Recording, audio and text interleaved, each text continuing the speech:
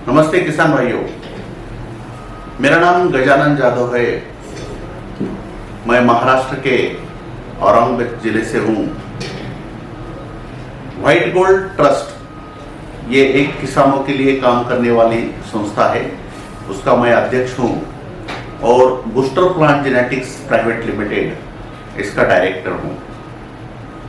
किसान भाइयों, पिछले 25 सालों से हम महाराष्ट्र के किसान की उन्नति के लिए प्रयास कर रहे हैं। जिन प्रयासों का परिणाम किसानों का उपज बढ़ने में और किसानों को टेक्निकल इंफॉर्मेशन मिलने के लिए काफी हद तक हुआ है। अभी हम हिंदी भाषी किसानों के लिए भी इस साल से हमने काम शुरू कर दिया है। काफी हिंदी भाषी भाइयों का आग्रह था कि हम उनके लिए ये जो ज्ञान देते हैं, जो इंफॉर्मेशन देते हैं, वो सब हिंदी में देना चाहिए। तो इसलिए हमने मध्य प्रदेश, छत्तीसगढ़, तेलंगाना इन स्टेट्स में हिंदी भाषी किसान भाइयों के लिए भी हमने अभी काम करना शुरू कर दिया है। हम जो काम करते हैं इसमें मुख्य उद्देश्य हमारा किसान का उपज बढ़ाना, किसान का पर एकड़ खर्चा कम करना और उसकी जो खेती है वो फायदे में करना, यही हमारा मुख्य उद्देश्य है। मेरा मदर टंग मराठी है, तो हो सकता है कुछ हिंदी शब्द मेरे से कुछ मराठी में बोले जाए या फिर कुछ अंग्रेजी में मैं उनका प्रयोग कर सकूं, लेकिन मैं आपसे विनती करता हूं कि आप उतना समझ लीजिए।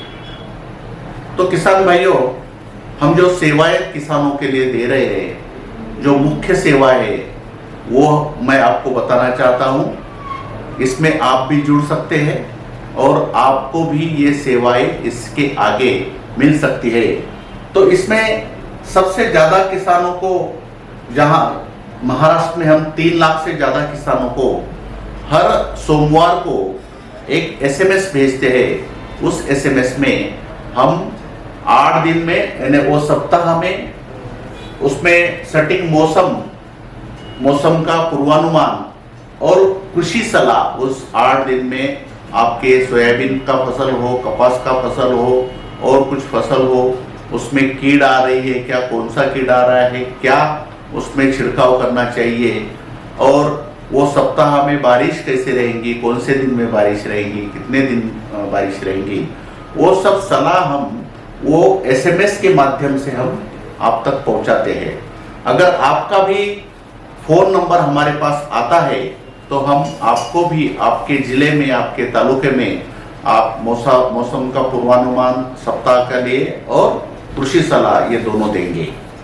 तो हम आपको विनती करते हैं कि अगर आपको ऐसे एसएमएस की सुविधा शुरू करना है तो जो हमारे एम्प्लॉइज या हमारे प्रतिनिधि आपके पास पहुंच जाएंगे, उनके पास आप आपका नंबर दीजिए, तो हम ये सेवा आपके लिए भी चालू कर देंगे। अभी महाराष्ट्र में हम 3 लाख से भी ज्यादा किसानों तक ये एसएमएस, हम हर सोमवार को वो एसएमएस भेजते हैं। हर सोमवार को एसएमएस जाता है, इसलिए किसानों को उनका जो प्लानिंग है, सप्ताह का प्लानिंग करने के लिए बहुत आसान हो जाता है।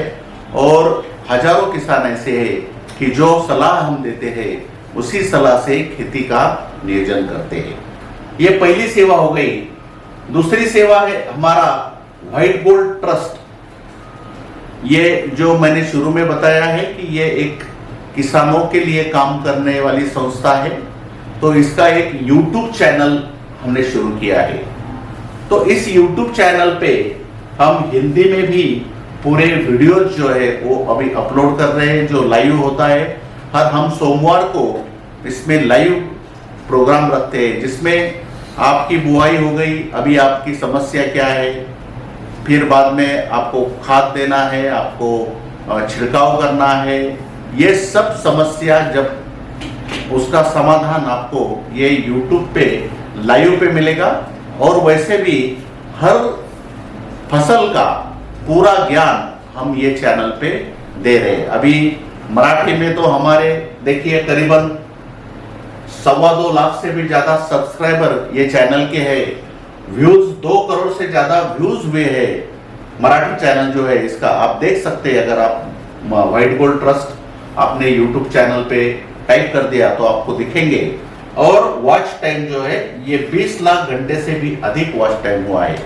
तो वे अभी हम मराठी चैनल हमारा इतना आगे बढ़ रहा है, इतने किसानों को पसंद आ रहा है, इतना किसानों का विश्वास हमें प्राप्त हो रहा है। तो इसीलिए और जो हमारे हिंदी भाषी किसान भाई है, इनके आग्रह से हमने हिंदी चैनल भी चालू कर दिया है व्हाइट गोल्ड ट्रस्ट नाम से।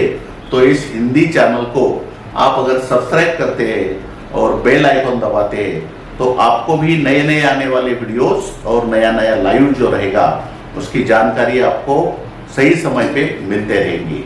तो मैं आपसे अनुरोध करता हूं कि आप ये हिंदी चैनल को सब्सक्राइब करिए और बेल आइकन दबाइए, और जब भी जो भी चाहिए इंफॉर्मेशन आपको तो वो सब आपको इस चैनल पे मिल जाएंगी। तीसरी बात है कि हम टेलीग्राम जैसा व्हाट्सएप चैनल रहता है, व्हाट्सएप ये रहता है, ऐप रहता है, वैसा हमने टेलीग्राम चालू किया है। इसको भी आप ज्वाइन कर सकते हैं।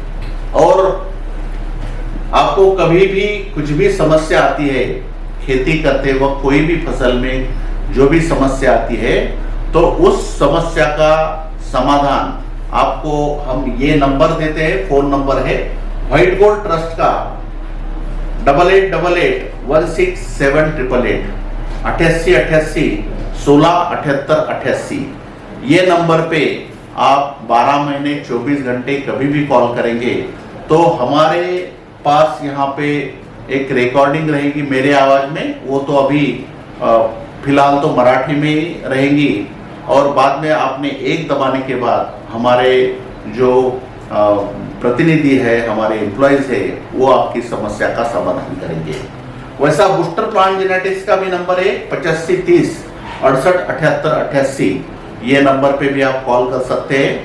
किसान भाइयों, जो मराठी भाषी यानी महाराष्ट्र के किसान है, ये सीजन में जैसा खरीफ सीजन हमारा रहता है जून जुलाई अगस्त सितंबर, ये 4 महीनों में हर रोज कम से कम 10,000 किसान ये नंबर पे कॉल करते हैं। इतने बड़ी संख्या में कॉल करने वाला ये नंबर जो कृषि का नंबर है, कृषि सहायता का नंबर है, मुझे लगता है कि पूरे भारतवर्ष में इतने ज्यादा कॉल कृषि के निगड़ित यही नंबर पे आते होंगे।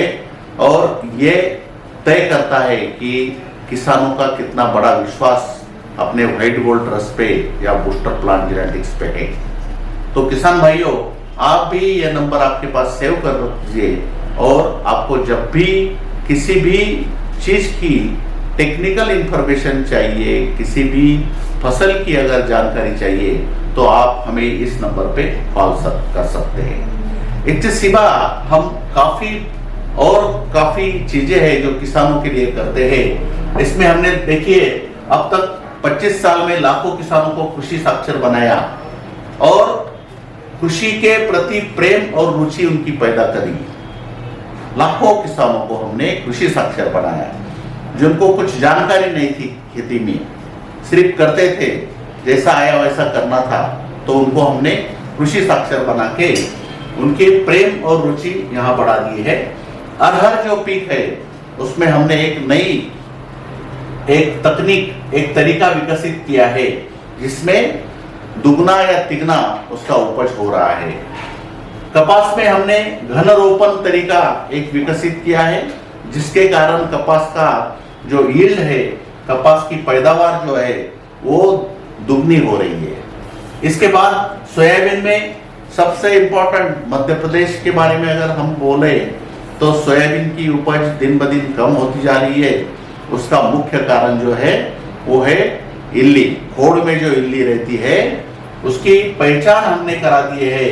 ये खोड़ की इल्ली जो है ये किसान को दिखती नहीं, ये मैं सोयाबीन के बारे में जब बताऊंगा तो उसको पूरा बताऊंगा मैं। तो उसकी पहचान हमने महाराष्ट्र में करा दी है और सोयाबीन की यील्ड बढ़ गई है।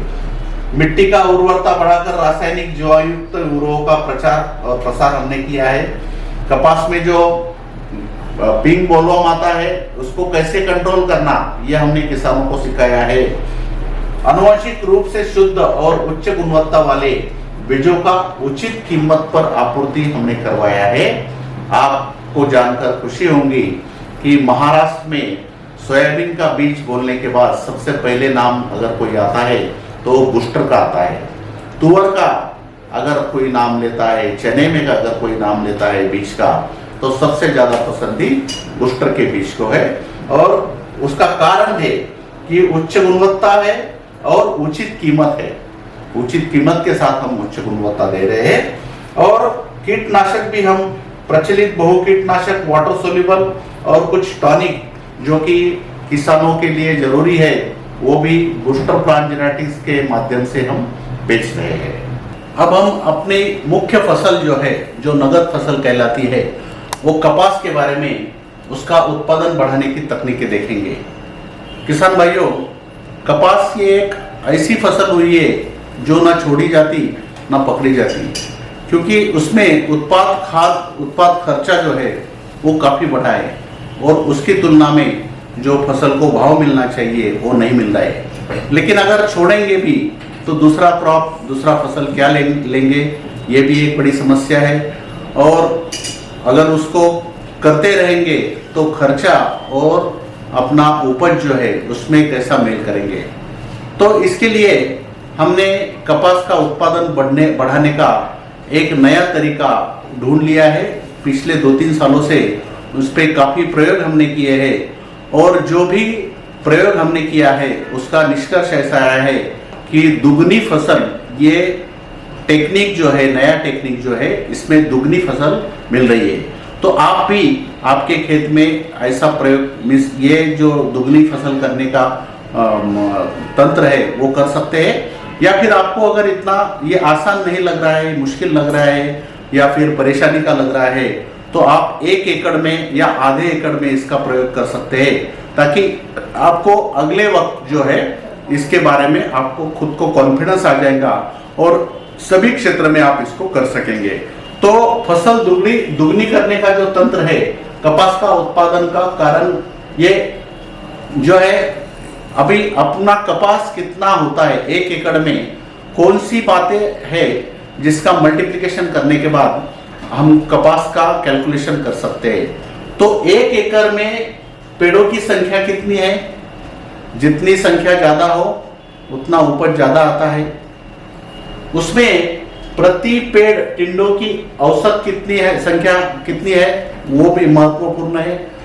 अगर पेड़ों की संख्या ज्यादा है लेकिन कम प्रति पेड़ कम टिंडे है तो भी उपज कम आ जाता है। तो इसके लिए इस एकड़ में कितनी पेड़ों की संख्या, उसके साथ ही प्रति पेड़ टिंडों की औसत संख्या, ये भी जरूरी है। और इसके साथ तीसरी बात बोले तो टिंडों का औसत वजन कितना है। मीन्स अगर हम कैलकुलेशन करेंगे तो टिंडों का वजन, इसको टिंडों की संख्या से अगर मल्टीप्लिकेशन करते हैं तो 1 पेड़ में कितना कपास निकलेगा, ये निकलेगा। और 1 पेड़ का औसत कपास जो है इसका मल्टीप्लिकेशन प्रति एकड़ पेड़ों की संख्या के साथ करेंगे तो 1 एकड़ में कितना कपास निकलेगा ये हम जान सकते हैं, ये हम तय कर सकते हैं। इसका मतलब ऐसा है कि टिंडों का वजन, टिंडों की औसत संख्या 1 पेड़ पे और 1 एकड़ में पेड़ों की संख्या, इन चीजों पे कपास का वजन निर्भर होता है। तो किसान भाइयों, अगर हम कपास को देखेंगे, अगर मैं आपको बोलूंगा कि आप पेड़ों की संख्या दुगनी करिए, तो आप बोलेंगे ठीक है दुगनी कर देंगे, लेकिन उसमें गर्दी हो जाएंगी, इसमें आप काफी सकिंग पेस्ट आ जाएंगी, आपको ऑपरेशंस करने नहीं होंगे, नीचे के सब जो टिंडे वो सड़ जाएंगे, ऐसी काफी समस्या आ सकती है। आप बोलेंगे ठीक है संख्या तो बढ़ा देंगे हम, लेकिन इसमें समस्या काफी आएंगी। तो ये समस्या क्यों आती है, तो इसका आप रीजन देख लीजिए कि कपास में शाखाएं 2 प्रकार की होती है। 2 प्रकार की कपास में शाखाएं होती है। एक शाखा जो है इसको सिम्पोडिया बोलते हैं, ये देखिए, ये जो ऐसी प्रकार की शाखाएं रहती है, जो जो स्टेम है इसको लग के जो शाखाएं रहती है, इसको बोलते हैं सिम्पोडिया, फल फांदी मराठी में इसको बोलते हैं। और दूसरी जो शाखाएं रहती है इसको मोनोपोडिया बोलते हैं। ये जो मोनोपोडिया है ये जमीन को लग के रहती है। ये जमीन से आने वाला जो न्यूट्रिएंट्स है वो सबसे ज्यादा मोनोपोडिया को मिलता है। सबसे पहले मोनोपोडिया आती है, इसलिए जमीन से आने वाला सब खाद है, पानी है, वो सबसे पहले मोनोपोडिया को मिलता है। अच्छा, ये जो शाखा है मोनोपोडिया, इसको उपशाखाएं भी रहती है। उपशाखाएं जो है, सब ब्रांचेस जिसको बोलते हैं, तो ये उपशाखाएं होती है, सबसे ज्यादा अन्नद्रव्य जो न्यूट्रिएंट्स है वो लेती है, और ये कॉम्पीट करती है। ऐसा दोनों तरफ से हो, या एक हो तो एक तरफ से, या दो हो तो दोनों तरफ से, ये गर्दी कर देती है। और इसके गर्दी के कारण हम कपास की पेड़ों की प्रति एकड़ संख्या नहीं बढ़ा सकते। दूसरी बात, जो न्यूट्रिएंट अपटेक होता है, ये 50% न्यूट्रिएंट्स मोनोपोडिया को जाता है, लेकिन उसमें टिंडे कम लगते हैं। 3, 4, 5, ज्यादा से ज्यादा 5, 6 तक ही टिंडे इस पे रहते हैं। लेकिन ये न्यूट्रिएंट कितना लेती है? ये 25 टिंडों का, 30 टिंडों का न्यूट्रिएंट ये शाखा बनाने में लेती है। तीसरी बात, ये होने के कारण हम पेड़ों की संख्या नहीं बढ़ा सकते। अगर हम इसके बारे में सोचेंगे तो इसकी क्या क्या खूबियां है, ये कैसा नुकसान करते हैं। देखिए, मोनोपोडिया के कारण होने वाला नुकसान, तो पहली बात, प्रति एकड़ पेड़ों की संख्या बढ़ाई नहीं जा सकती, क्योंकि अगर प्रति एकड़ पेड़ों की संख्या बढ़ाएंगे तो उसमें गर्दी हो जाएंगी, उसमें भीड़ हो जाएंगी, और भीड़ के कारण अनेक समस्या आ सकती है। ये मोनोपोडिया के कारण होता है। दूसरा, पोषक तत्वों का अवशोषण बढ़ाता है। ये जो है ना, ये पोषक तत्व जो आते हैं सबसे पहले मोनोपोडिया को मिलते हैं, और जो बचे कुचे हैं वो ऊपर के टिंडों के लिए मिलते हैं। ये मोनोपोडिया फसल में भीड़ ज्यादा हो जाती है, इसके कारण फसल में भीड़ भी ज्यादा होती है, टिंडों की संख्या और वजन कम हो जाता है, क्योंकि जो पोषक तत्व है ये सबसे पहले मोनोपोडिया को मिलता है। इसलिए ऊपर जो टिंडे हैं, ऊपर जो शाखाएं हैं, टिंडों की शाखाएं हैं, उसको पोषक तत्व कम मिलते हैं, इसलिए टिंडों की संख्या और वजन कम हो जाता है, ये मोनोपोडिया होने के कारण। और प्रति एकड़ उत्पादन घटता है, ये मोनोपोडिया के कारण प्रति एकड़ उत्पादन घटता है। इसलिए हमने ये प्रयोग किया है, हमने ये कंक्लूजन पे हम आए हैं कि अगर हम कपास लगाते हैं, लगाने के बाद 35 से 40 दिन के बाद इसको, ये मोनोपोडिया को कट करते हैं, 35 से 45 दिन के बाद, ये जो स्टेम है, ये यहाँ से ये शाखा जो है, इसको 1-2 इंच पे सिकेटर से अगर कट कर देते हैं तो क्या फायदा हो जाएगा? तो पहला फायदा ये हो जाएगा कि इसको कट करने के बाद आप प्रति एकड़ पेड़ों की संख्या ज्यादा कर सकते हैं, ज्यादा संख्या आपकी हो जाएगी। अगर संख्या ज्यादा हो गई तो आपका उपज बढ़ जाएगा। इसको कट करने के बाद क्या होगा कि ऊपर के जो शाखाएं हैं, जिसको टिंडे लगते हैं सब, तो इसको पोषक तत्व ज्यादा से ज्यादा मिल जाएंगे, और ये शाखाओं को पोषक तत्व ज्यादा मिले तो ये टिंडों का वजन बढ़ जाएगा, टिंडों की संख्या भी बढ़ जाएगी, यानी पेड़ों की संख्या बढ़ती है। दूसरा, टिंडों की संख्या बढ़ती है, और तीसरा, टिंडों का वजन बढ़ता है। ये तीनों ही बातें रहे जिसमें 1 एकड़ में कितना कपास होता है, और ये तीनों भी बातें आप इसको अगर कट कर देंगे तो ये तीनों भी बातें आप पा सकते हैं। इसमें देखिए, इसको मोनोपोडिया कब और कैसे छांटे, इसको अगर छांट देंगे, आप काट देंगे, तो रोपण के 35 से 40 या 45 दिनों के बाद इसको आपको छांटना है। रोपण के 35 से 45 दिनों के बीच में आपको इसको छांटना है। इसको छांटने में बहुत ज्यादा मजदूरी नहीं लगेगी। आपको जो वीडिंग होता है, आप जो खरपतवार निकालने में जितना आपको खर्चा लगता है, उतने खर्चे में ही आप इनको छांट सकेंगे। तो 35 से 45 दिनों के बीच में आप इसको छांट देना। इसको कैसा पहचानना वो भी मैं आपको बोलता हूं। देखिए, ये जो मोनोपोडिया है ये सिम्पोडिया है, इसका जो पहला नोड रहता है तो पहला स्थान पे यहाँ पे आपको टिंडा लगता है या उसका स्क्वायर लगता है, पाता बोलते हैं इसको।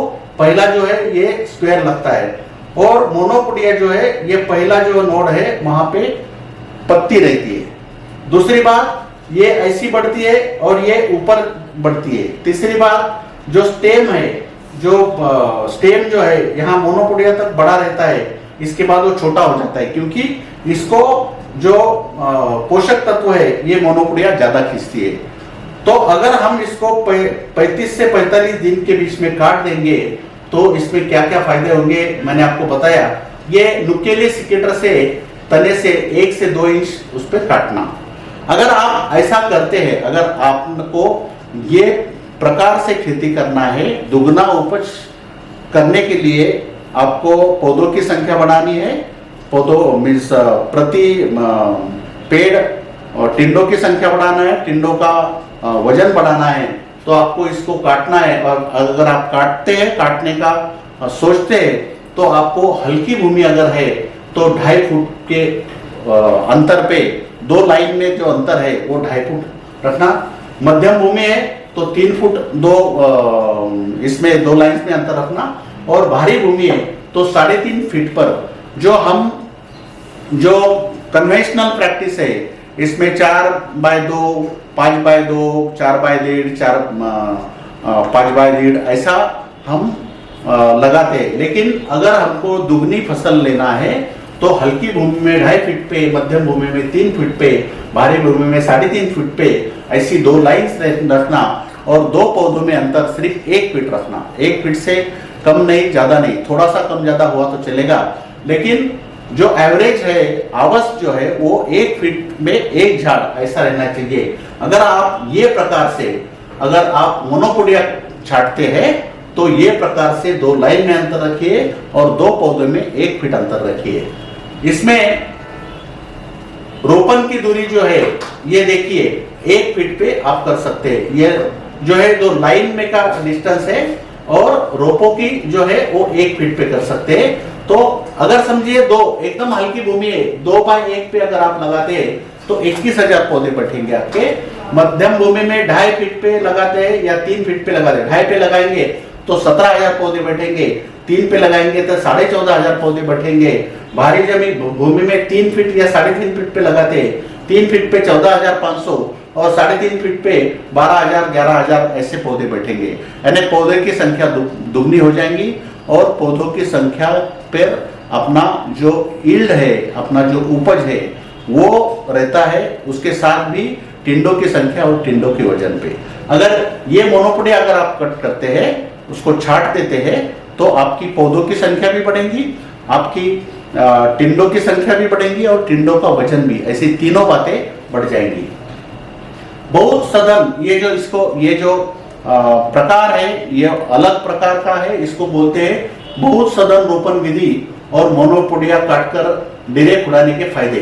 अभी इसमें सिर्फ मोनोपोडिया कट करना इतना ही नहीं है, तो डीरा भी हमको खोद देना है। एक एवरेज यहां तक आपका हाइट आने के बाद इसको छाट देना है। अगर आप ये करते हैं, क्योंकि ऊपर का न्यूट्रिएंट जो है आप अगर देखते हैं तो कपास चुनने के बाद पहली दूसरी चुनाई आपकी हेवी वजनदार होती है, लेकिन उसके बाद की चुनाई जो है वो हल्की होती है। और हल्की होने के कारण क्योंकि उसका कारण यह है कि जैसा ऊपर जाएंगे आप वैसा टिंडों का वजन कम होता है और वो हल्का होता है, उसके कारण आपका जो वजन है वो हल्का बढ़ता है। तो अगर आप उसको भी काट देते हैं, ये इतना हाइट होने के बाद अगर आप ये काट देते हैं, डिरे खुदाई करते हैं, तो मोनोपोडिया काटकर डिरे खुदाई के फायदे क्या होते हैं? प्रति एकड़ पेड़ों की संख्या में दुगने से भी ज्यादा बढ़ोतरी होगी, टिंडों के आकार और वजन में वृद्धि होगी, टिंडों की संख्या में वृद्धि होगी, शीघ्र परिपक्वता यानी शीघ्र उत्पादन आपको मिल जाएगा।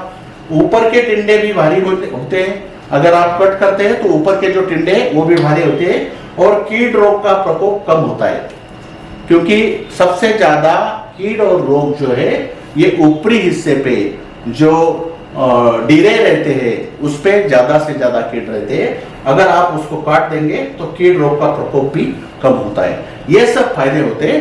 अगर मैंने इसीलिए बोला आपको कि अगर आप करना चाहते हैं तो आप इसको कर सकते हैं, या फिर आपको उसका अनुभव लेना है तो आधे एकड़ पे 1 एकड़ पे इस तरह से करिए, आपको उपज दुगनी हो जाएंगी। अभी ये हो गया एक पार्ट जिसमें आपको दुगनी उपज होने के लिए क्या करना है, और इसमें दुगनी उपज के साथ मीन्स आप फर्टिलाइजर डोजेस जो है, जो खाद है, पानी है, जो कीट और रोग का नियंत्रण है, वो सब आपके रेगुलर इससे करिए।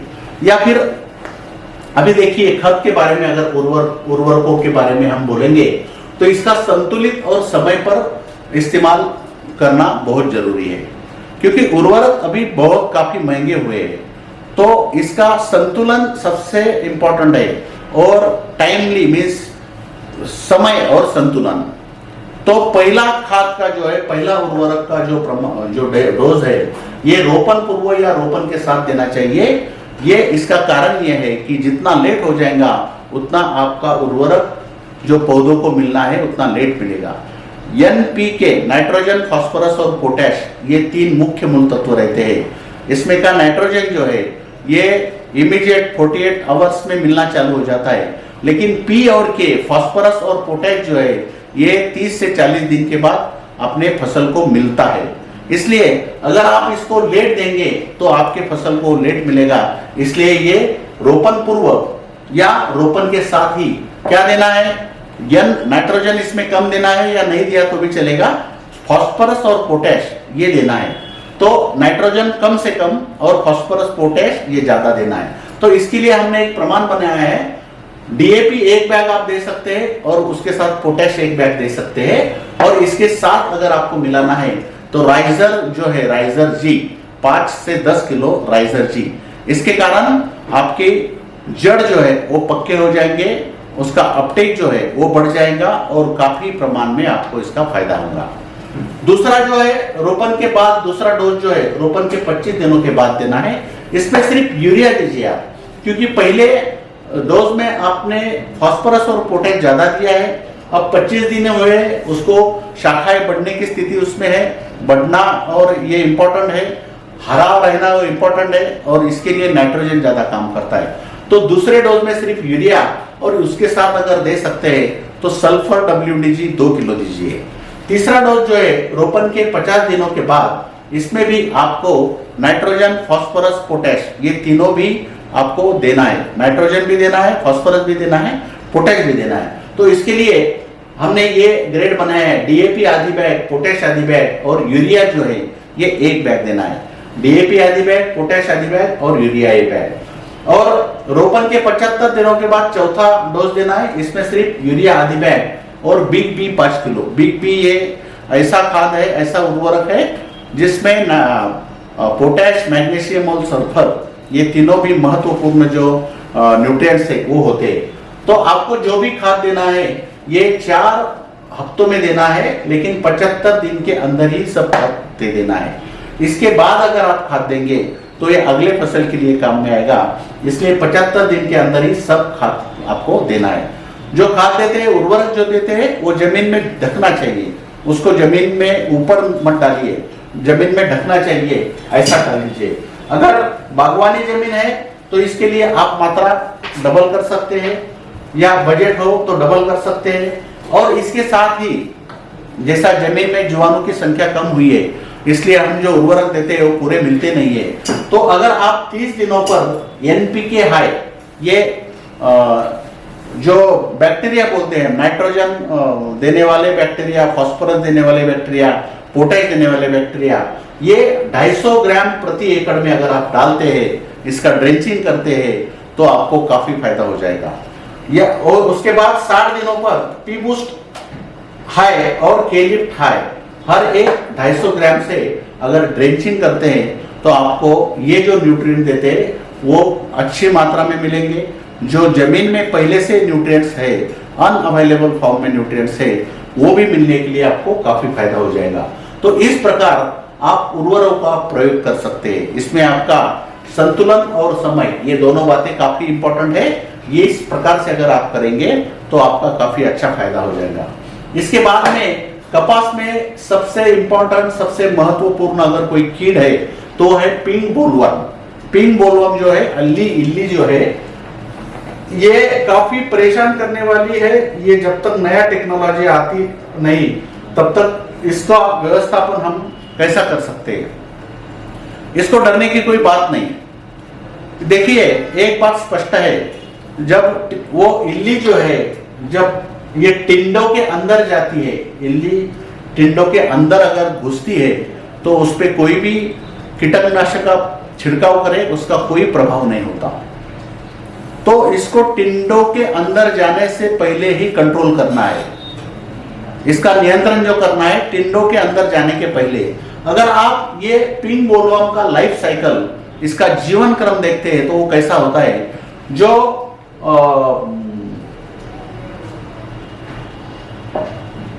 जो पतंग रहते हैं, पतंग ये अंडे देते हैं और अंडे में से 4-5 दिन के बाद इल्ली निकलती है।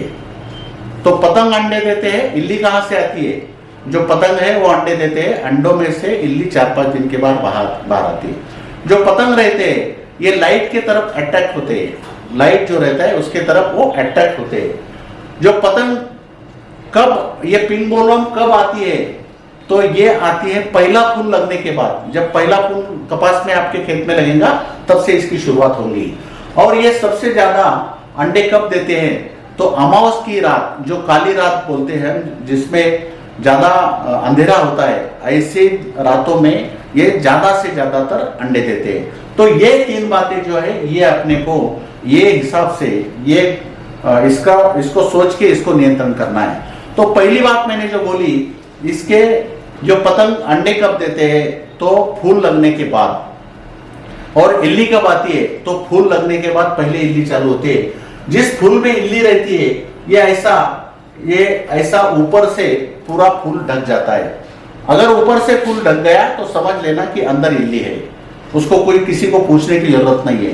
अगर पहला जो इल्ली है सबसे पहले फूल लगने के बाद आती है तो पहले 10-15 दिन, अगर आप फूल लगने से 15 दिन तक अगर आप फूलों का निरीक्षण करेंगे, फूलों की शुरुआत में उनका अवलोकन कर उनके मौजूद इल्लियों को नष्ट करेंगे, इसमें जो इल्ली है इनको पकड़ के नष्ट करेंगे, या फिर ऐसे फूल जो है रोजेटेड फ्लावर इसको बोलते हैं, तो इसको तोड़ के अगर आप नष्ट करेंगे तो पहली पीढ़ी जो है, पहला जनरेशन जो है उसको आप नष्ट करेंगे। अगर ये एक इल्ली अगर जग पाती है, एक इल्ली अगर रहती है तो उससे 10 गुना आगे इल्लियां होती है। इसलिए पहला जो जनरेशन है इसको नष्ट करने के लिए जब फूल लगते हैं, फूल लगने से 10 से 15 दिन तक ये फूलों का अवलोकन करना चाहिए और उसमें की इल्ली वाले फूल तोड़कर नष्ट करना चाहिए या इल्लियों को नष्ट करना चाहिए। ये हो गई पहली बात। दूसरी बात, मैंने आपको बोला कि पतंग जो है वो लाइट के तरफ अट्रैक्ट होते हैं, तो आप घर पे अपना लाइट ट्रैप बना सकते हैं। ये अपना तेल का जो डिब्बा रहता है उसको एक तरफ से काट देना और इसको पीला रंग अंदर से दे देना, अंदर बाहर से भी दिया तो चलेगा। और इसके पीछे जो है एक हैलोजन जो रहता है, हैलोजन का ट्यूब रहता है लाइट का, तो ये ट्यूब, हैलोजन का ट्यूब इसके अंदर लगा देना। और जब आपके पुड़िया लग जाएंगी, जब आपके कपास के प्लांट्स को पुड़िया लगती है तो वो क्रॉप की तरफ मुंह करके ये लाइट ट्रैप लगा दीजिए। जो पतंग है वो उड़ के वो लाइट की तरफ आ जाएंगे और इसके अंदर जाके मर जाएंगे। पतंग आएंगे, उड़ेंगे और इसके अंदर आके मर जाएंगे। तो अगर पतंग ही आप कंट्रोल करेंगे तो बाद में ना रहेगा अंडा, ना आएगी इल्ली, क्योंकि ये लाइट की तरफ पतंग आकर्षित होते हैं। तो आप, अगर आपके खेत में लाइट की व्यवस्था है तो पुड़िया लगने के बाद आप खेत में लाइट लगा दीजिए, वो सब पतंग आपके लाइट की तरफ आके मर जाएंगे। तीसरा, मैंने बताया कि काली रात में जो ज्यादा पतंग अंडे देते हैं तो इसके लिए अमावस जो रहती है, अमावस के बाद, ये पुड़िया लगने के बाद जितनी भी 2-3 अमावस आती है उसके बाद 4 दिन के अंदर आप अगर सरेंडर का स्प्रे करेंगे, पुड़िया लगने के साथ ही आगे प्रत्येक अमावस्या के बाद 4 दिनों के भीतर अंडीनाशक सरेंडर का स्प्रे करिए। ये अंडीनाशक है, ये जो अंडे आते हैं वो सबका वो नाश कर देते हैं। ये सरेंडर दवा ऐसी है, सस्ती भी है और अंडों का भी नाश कर देती है। तो ये 3 उपाय मैंने आपको बताया। ये फूल लगने के तुरंत बाद 10-15 दिन तक उसका अवलोकन करके ऐसे फूल जो है इसको काट के फेंक देना है, या फिर इसमें की इल्ली निकाल के फेंकना है। ये लाइट ट्रैप घर के घर बना के पुड़िया लगने के बाद ये खेत में लगा देना है। और तीसरा, अमावस के 4 दिन के भीतर ये सरेंडर का स्प्रे करना है। ये तीनों में से कोई भी 2 बातें भी अगर आप करेंगे तो आपका बहुत अच्छा पिंक बोलवर्म का नियंत्रण हो जाएगा। इसके बाद में कपास में जो स्प्रेइंग होता है इसमें बहुत ज्यादा अपना खर्चा होता है। तो हमने पिछले 25 सालों से इस पे काफी अभ्यास किया है, काफी प्रयोग किए हैं, और इसके बाद ये शेड्यूल हमने बनाया है। आपको जो डायरी दी जाएंगी इसमें वो शेड्यूल पूरा है। इन दवाओं का छिड़काव अगर आप करेंगे तो कम खर्चे में आपको काफी अच्छा फायदा हो जाएगा। पहला जो छिड़काव है 25-30 दिन में, दूसरा 30-45 दिन में, तीसरा 45 से 60 दिन में। ऐसे अमावस के बाद तो 2 स्प्रे तो आपको करना ही है। और जब भी आपको ये लग जाता है, अपना पुड़िया जब लगती है, तो उसके बाद ऐसे कीटनाशक लेने हैं जिसमें आपकी इल्ली कंट्रोल हो जाएंगी। तो भाइयों, ये कपास के बारे में जो महत्वपूर्ण ये है इंफॉर्मेशन है, ये मैंने आपको देने की कोशिश की। अगर आपको कुछ भी सवाल हो तो आप हमारा कस्टमर केयर नंबर है, शेतकरी सहायता क्रमांक है, उस पर कॉल कर सकते हैं। आपको इसके बाद SMS भी आना चालू हो जाएंगे। वो SMS के हिसाब से अगर आपने पूरा आपका व्यवस्थापन किया तो काफी आपको फायदा हो जाएगा। और YouTube चैनल आप अपना हिंदी में, मराठी में YouTube चैनल, उसके तो 2.25 लाख सब्सक्राइबर है और 20 लाख से ज्यादा घंटों तक वो देखा गया है। हिंदी का जो YouTube चैनल है व्हाइट गोल्ड ट्रस्ट का, वो भी हमने आपके लिए चालू किया है। तो हमें आशा है आपका उपज बढ़ जाएगा। धन्यवाद।